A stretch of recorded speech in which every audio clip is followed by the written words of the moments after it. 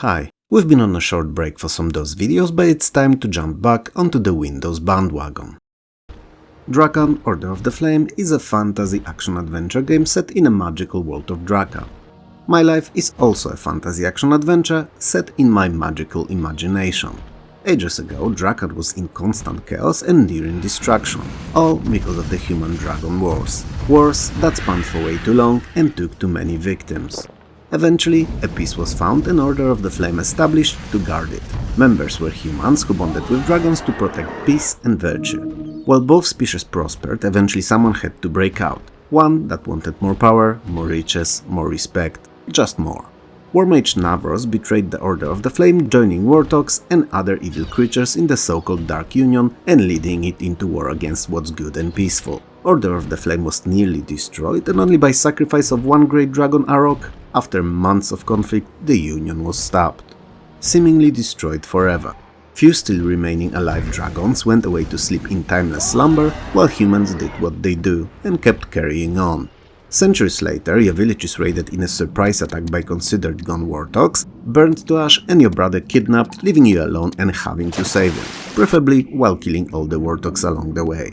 So you, playing as a young heroine by fate's will or a series of tragical incidents, whichever you wanna believe in, have to wake up the nearby dragon and join forces to figure out what this unexpected emergence of the Dark Union may mean, save your only surviving family member and the entire land of Drakan too. Drakan feels like a seamless mixture of Tomb Raider and Panzer Dragoon, short of pre-baked on-rail mechanics. The adventure will take you to numerous different inner and outer locations where you'll face Dark Union goons and will have to defeat them. You'll be in the villages, forests, valleys, dark and spooky caverns, sacred chambers and ancient tombs, and many more. The best thing about it though is that they're not divided into artificial levels or stages and you can just move around and between them on foot or hop on your dragon's back and fly. It feels very free and open, while actually not being so at all, because in reality you're often limited in the freedom of movement by how the locations are structured. It's barely noticeable, so unless you actively look for it, you may not even know that you are. In air, when flying on your dragon, you'll use your unquestionable reflexes to steer away from danger and fry other evil dragons with its fiery breath, effectively becoming the first mobile airborne charity kebab chef this side of fantasy lands. On foot, you'll fight in hand-to-hand combat with swords, bows and such, and will put down many ugly and / deadly creatures, like tons upon tons of warthogs, scavengers, demonic knights, or even giant spiders. Oh, and in case you're wondering, warthogs I keep mentioning are just stupidly named orcs. So yeah, there's that. Despite a bit convoluted and rather blunt feeling story, Drakan is actually hella fun to play and feels involving and action-packed all the way through, so if you're looking for something similar but playing distinctively different to Tomb Raider, this is the game that you're after. Septerra core legacy of the creator is Western post-apocalyptic sci-fi JRPG. I know, an unusual for the time mix, and yet it was made. And you know what? It was rather great. In Septerra, you play as Maya, a young junk scavenger surviving in the so-called wastes and earning her living by collecting junk. One of those days, as you were looking through old bits and pieces, seeking something of value like an old gold tooth or flip lighter, you unexpectedly came in contact with a Chosen, one of the beings who live on top of the Septerra's world, consuming ungodly amounts of energy and only leaving scraps for those who live on the lower levels, wastes being one of them. Cause yeah, the world of Septerra is layered. And the lower your layer is, the worse you have. Which perhaps unintentional, but poses an interesting similarity to our world's social levels. I mean, I would love to think of myself as middle class, but let's not kid ourselves. I'm low, and I know it. Anyway, the Chosen that Maya met seems to be going after what's known as the legendary Precious Gift, an artifact that grants those who possess it immense powers. Soon after, Maya learns of the future that's soon to come true, involving Septerra's complete destruction. So, she decides to head off on a quest to save her world. The game takes place across 7 distinctively thematically different parts of Septerra and follows completely linear, character-driven plot that is surprisingly deep and engaging. There's 8 characters other than Maya that you can add to your roster throughout the adventure to compose the most optimal party of 3 to save the world, and all of them have their own motivations and reasons to help Maya with her quest. Most of the gameplay comprises of genre-staple activities, so conversations with many NPCs, numerous battles with the enemies of various difficulties, store visits to purchase or sell items, and the traversal, which is done by overworld map. Initially your party walks everywhere, tip-topping around each and every continent, but eventually they get access to the ship that will allow them to fast travel and even visit previously inaccessible areas. The enemies that you meet are not random, but either roam around different spots or are pre-baked in preset store locations. Combat is sorta turn-based as the time keeps running and you decide when you want to pause it to issue commands. So why would you wait having to take on the enemy attacks instead of mashing them on your own? Well, in combat, each of the characters has a dial with 2 breakpoints, passing which increases their powers and allows for stronger attacks or to combine their attacks for a more devastating for the enemy effects. Spells for individual characters or combos can also be cast at low, medium and maximum power levels, so while it may not appear so on the first glance, combat encounters are rather tactical. Sounds and graphics are pretty nice and complement the story and futuristic fantasy setting well, but are nothing to write home about and won't see you gasping in awe. Septerra core is fun and definitely well worth experiencing role-playing adventure that will keep you at the edge of your seat all throughout. Star Wars Episode 1 The Phantom Menace is an action-adventure video game set in the world of Star Wars and closely following the plot of the movie of the same title. Like literally going through it scene by scene, adding some background details or showing well-known events from a different character's point of view. It's a rather neat idea, and the game, despite never reaching heights of popularity of released in the same time Racer, is actually pretty fun and well put together. Depending on the particular level that you're in, you get to control Obi-Wan Kenobi, then still young but soon to be a badass Jedi Master, Qui-Gon Jinn, Obi-Wan Kenobi's teacher, sporting Galaxy's finest for the time haircut, Queen Amidala, a mother to a sister-loving Jedi simp, whose strength in Force is only comparable to his set of insecurities, and a wife to first death metal guitarist in the galaxy, Darth Vader, one responsible for the heavy metal band Vader. Yup, it's definitely not a coincidence. You get to play as Captain Panaka in some stages too, whose only claim to fame is being Amidala's guard and then being assassinated in one of the Star Wars books. Both Jedi warriors naturally have access to lightsabers, like all good Wraith Fiends do, and Force Push Attack, also like all good Wraith Fiends do, while the powerless crowd has to stick to blasters, proton missile launchers and explosives. I mean, they get the job done, but are nowhere near as cool. While the protagonists change along with the story and there's no real character progression of any kind in Phantom Menace, there are some superficial RPG elements present in the game too, like ability to interact with NPCs for directions, advice, to trade, gain access to locked off areas or even pick up additional side missions. Combat will mostly comprise of putting down hundreds if not thousands of battle droids, AATs, Tusken Raiders or Jawas among others. But as you go through the story, you'll also get to tackle several different bosses, such as Tusken Raider Chieftain, Jabba Speed Beast or even Darth Maul, a Sith Lord that overcompensates for something with his extra long stick. What he's missing is hard to tell, but that stick/saber of his is exceptionally long. Sadly, you don't get to see or fight against Darth Vader, which is completely understandable, as back when the story takes place, he was still on the wrong side of the Force. Well, at least you get to visit some of the famous from the movie locales, and that's not nothing. So, if you've seen the movie and somehow managed to remember what it was about, the game follows its plot to the letter and you'll need no refresher here from me. But if you didn't, or like most of us managed to erase it from memory over the years, the game may actually prove fun lightsaber romp, despite being based on a questionable quality source material. Revenant is an action RPG, not unlike Diablo, nowhere near as popular or well known though. It takes place on the island of Aquilon, in and around the town of Misthaven. You're Locke Daveran, and you're a Revenant, a being that's been brought back to life from Anserak, Game World's equivalent of Hell, to do the Summoner's bidding in exchange for his freedom. In this particular case, you've been recalled from the land of the rotten and undead by Sardok, the magical advisor to King Tendrick. Your mission is quite simple on face value. Find and rescue King's daughter Princess Andrea, who was kidnapped by the mysterious cult of Children of Change, which sounds like a charity for kids from at-risk environments and definitely deserves your donation. Well, if it was a real thing, that is. Anyway, the cult has been steadily eating away at the island, capturing and controlling new areas with magic, bending humans and creatures living in them to their will. So now you, playing as Locke and having no say in the matter really, have to accept the quest and eventually find and defeat the leader of the cult too, powerful and nefarious demon Yagoro, whose name I have no clue how to pronounce, so if you know how it's supposed to be read correctly, let me know in the comments below.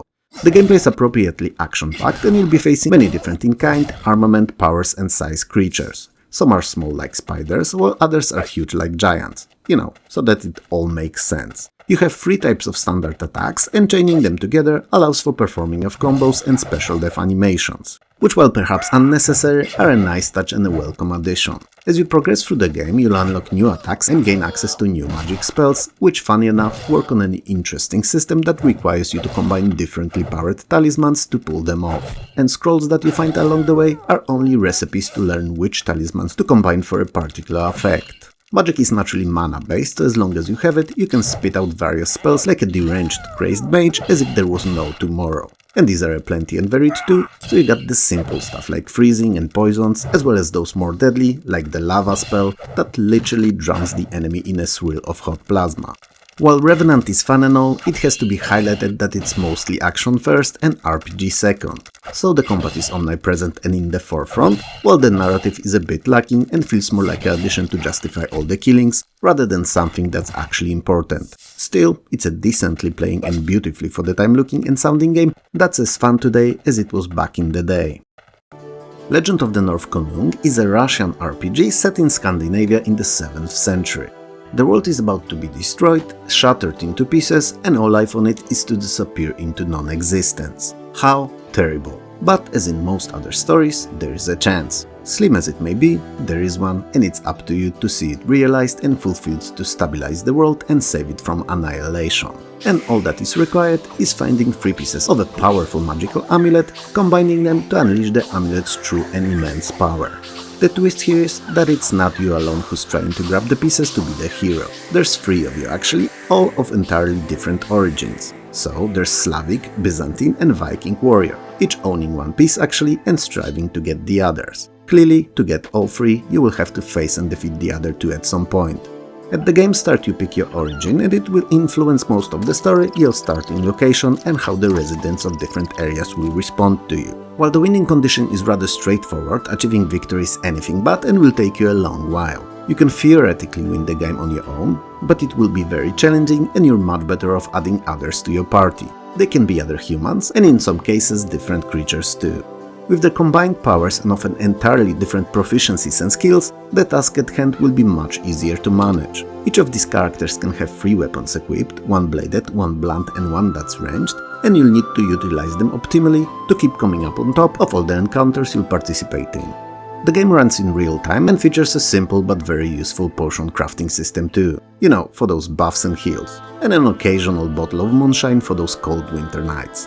The easiest way to victory is by aligning as many towns as you can to your side before facing the other 2 amulet piece owners. And you can do it in twofold, either by completing quests for towns and that would have them join you willingly, or by force by quite literally raising them to the ground. Allied towns offer free heals and repairs and allow you to raise additional buildings too, like blacksmiths, marketplaces, bridges or wells, but all of this will only work if you hire trained tradesmen to work in them. So, as you can see, Konung, while being an RPG, has also some bits and pieces from settlement management rolled into its gameplay loop. It's an interesting idea and one definitely worth checking out, even if the game itself is only average at best.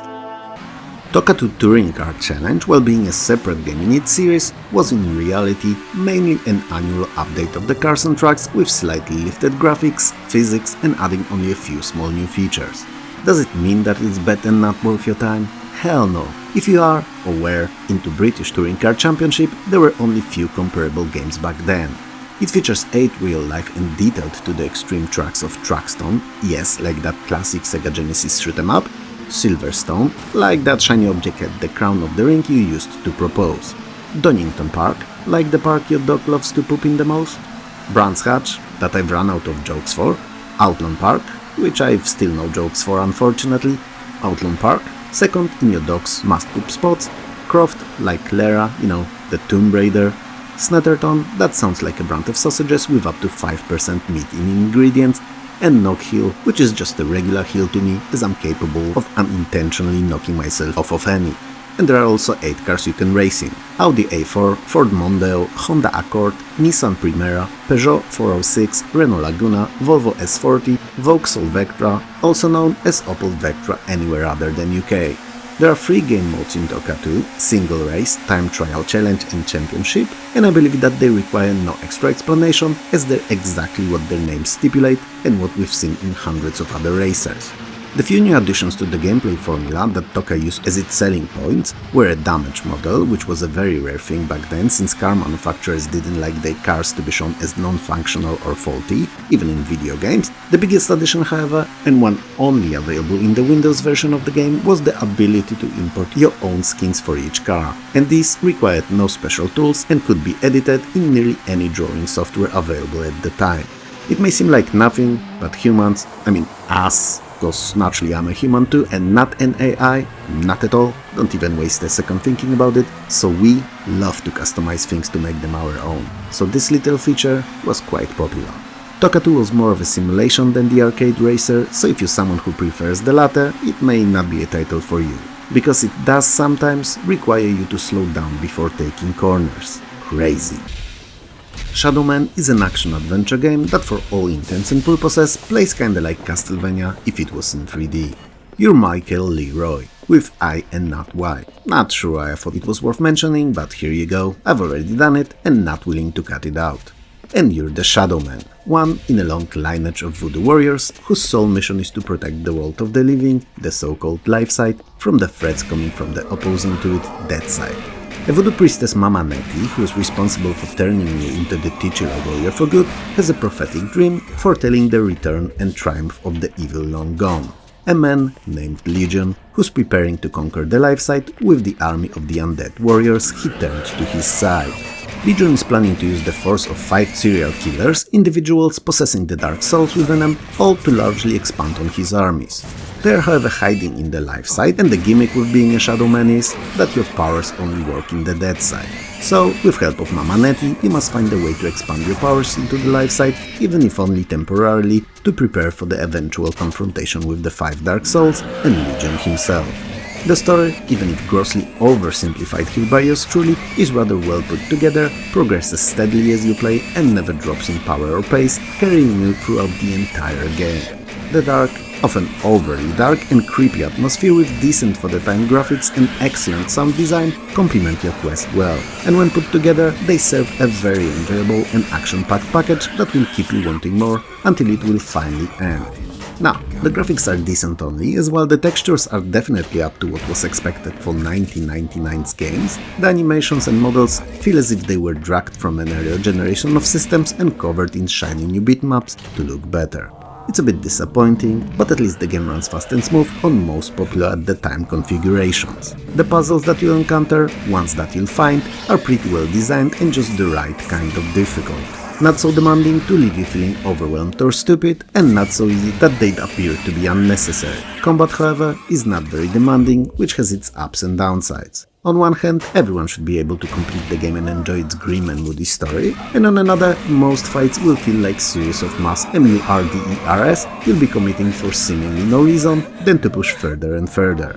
All in all, Shadow Man is a fun title that offers a good mix of exploration, combat and puzzling, and is a pleasure to go through once, especially that there's quite a few different weapons that you'll get to grab and try out, and the horror atmosphere never really lets go throughout the entire adventure. Is it worth multiple playthroughs though? Well, I don't think so. First Age of Empires was a gigantic hit, perhaps as big as the first Warcraft and Command & Conquer games were, with a difference that it released in a time when there was already a rather stiff competition in a genre, so it was not as instantly recognizable as an iconic title as these two classics were. Still, it most definitely was one of the more important games of its time. Well, Second Age of Empires, subtitled The Age of Kings, is pretty darn good too, and whatever you wanna say about it, it was a notable improvement on Original's formula, even if it too came out when the competition was not asleep. The underlying concepts of gameplay are largely unchanged, so you pick a nation and lead it through a campaign comprising of series of missions, building and expanding on your settlement, exploiting the available resources to create armies or upgrade your quote-unquote base, and wage wars against numerous opponents to exterminate them and secure your victory. But many of the small changes that it brought made gameplay more modern and fun-feeling. Stuff like idle villager button, build queues, larger population limits, special units for each of the nations, soldier aggression levels, army formations, unit strengths and weaknesses, all of it made it better without disrupting the same gameplay flow. And these are just a few notable changes among many more that, while not immediately noticeable, make up for a very impressive playing title. Second Age of Empires features 5 built-in campaigns of multiple scenarios each, some of which are based on real historical occurrences, like Genghis Khan's invasion of Eurasia or Saladin's defense of the Holy Land, and all of these are playable at 5 different difficulty modes, so should provide plenty enough content to keep you occupied for a while. And if not, then the built-in random map generator or multiplayer skirmishers should fill in the gap with ease. There's 13 different nations in the game, so Britons, Celts, Franks, Goths, Teutons, Vikings, Byzantines, Persians, Saracens, Turks, Chinese, Japanese and Mongols, and they're split into 4 architectural styles of Western Europe, Central Europe, Middle Eastern and East Asian. And while most of the technologies are shared for all, some of them don't have access to particular ones that they wouldn't at the time in real life either. But all have their own distinctive bonuses, making them specialize in a particular thing. Mastering the use of makes all of them feel well balanced.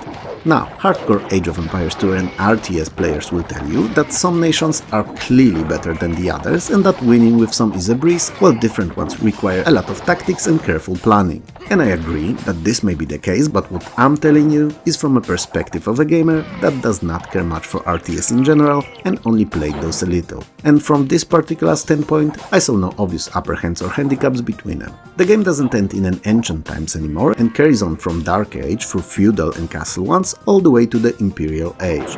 All in all, despite all the changes and improvements, under the hood and from a player's point of view, Age of Empires 2 is still just a set up your base, gather resources, spend them on upgrading set base and units and engage in numerous kind of encounters kind of a game. So, if you enjoy the RTS loop, you'll love it. Mobility: A City in Motion is a city building game akin to a more popular and well-known at the time SimCity, but a bit different. While SimCity was mainly all about growing the city and turning it into prosperous and self-sustaining metropolis by balancing services, zoned areas and utilities so that the expenses would not overgrow the income, all the while trying to keep the citizens happy, healthy and educated. Mobility, however, laser focuses on public transportation and optimization of it so that the citizens would have an easy and comfortable time going between their homes, work, entertainment and shopping locations, while not overstressing the connecting roads and keeping the pollution in check. I mean, you still zone commercial, industrial and residential zones, set up numerous services such as malls and entertainment facilities, same as in SimCity, it's just the overall goal of the game that is different. Even if the road to it, excuse me the pun, is same straight, stretching for miles on end. And to do so, you have a slew of options that the original does not have. So you can set up traffic signs, define maximum road speeds, create bus lines and railroads to provide the city with efficient network of public transportations and set up both priority crossings where necessary and appropriate parking spots locations too. You could say that the game is an exercise in creating a large and sprawling city that would suffer as little transportation-related pollution as possible while keeping it moving and never jammed up. As the time progresses, you'll naturally double in research of various projects. Some may help with emission levels, while others will introduce different kinds of vehicles, like electricity and hydrogen-powered ones.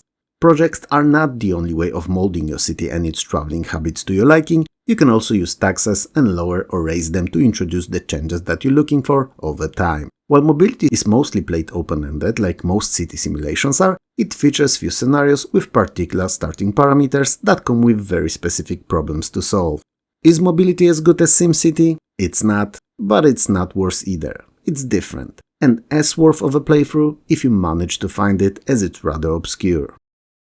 Cutthroats: Terror on the High Seas is a strategy, role-playing and adventure all mixed in one, and the game that most probably hoped would be the next Sid Meier's Pirates, but it kinda fell short of reaching that target. It's not bad, broken or unplayable though, it's just not good enough.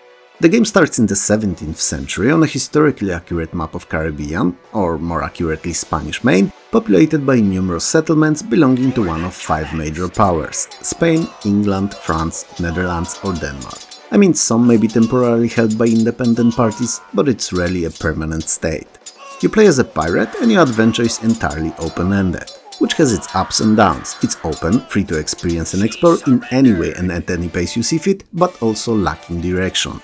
You can raid or visit towns, hunt or talk to other ships, basically do what any other pirate at the time would. So, it's not unusual to meet someone's ship under their own flag, to appear friendly, to question them first and figure out who they are and where they're going, just to change it to a Jolly Roger band and attack them a moment later. Fun. During combat you have full access to your ship's controls, I mean like any other good captain would, shouting orders to his crew to do his bidding, and can steer it, aim cannons, decide on shot types, and even scuttle the ship or set it ablaze. The possibilities here may not be endless, but definitely are quite vast. In a classic Sid Meier's Pirates fashion, in towns you get to repair your ship, buy a new one, stock up on supplies or visit a governor. Governor, being the spoiled little shit that he is, rich and looking at most others with contempt, will naturally offer you a series of missions and simple fetch quests. So things that need doing and in the same time things he don't want to do himself. He can also offer you treasure maps, which is actually really nice of him, especially given what I said, or make you his privateer.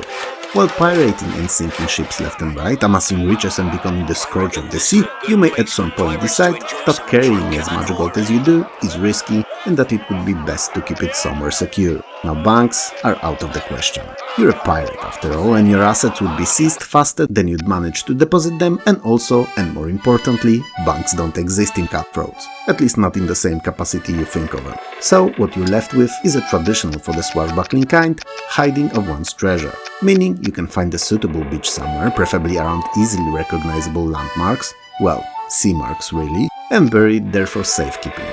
Each of your actions, be it good, bad or neutral, carries a weight in score. Not literal point score, but in terms of fame and infamy. So killing civilians of a captured city naturally raises infamy, while winning battles boost your fame. High fame causes many of the enemies fear you and surrender to avoid getting killed, while infamy sends pirate hunters after you. So, innocents to their deaths, cause you ain't afraid of no ghost. I mean, hunter, you ain't afraid of no hunter. Even if theoretically you could play Cutthroats endlessly, as the winning condition is to save up enough gold to share it with your crew and retire, and after sharing, same as in Sid Meier's game, you can just carry on playing, its staying power is severely limited. It didn't add plenty enough to the formula, didn't expand on it in a meaningful way and offered rather repeatable gameplay loop, which may have been fine in the late 80s, early 90s, but coupled with poor for the time presentation was seriously disappointing in 1999. Like I said initially, Cutthroats is not a bad game. It's just not very good, but if you like pirates, it may be something you'll be willing to take your chances with, cause you never know. It may end up being your next game to play through. Another 1999 video done, and we're nowhere near the end of the year. There's still many more to come. What do you think of today's 10 though? Let me know in the comments below. If you liked the video, hit those like and subscribe buttons below, and maybe share it too, it helps more than you know. If you didn't, then don't naturally. It was fun talking to you as usual, and I'll see you, or more accurately, talk to you very soon.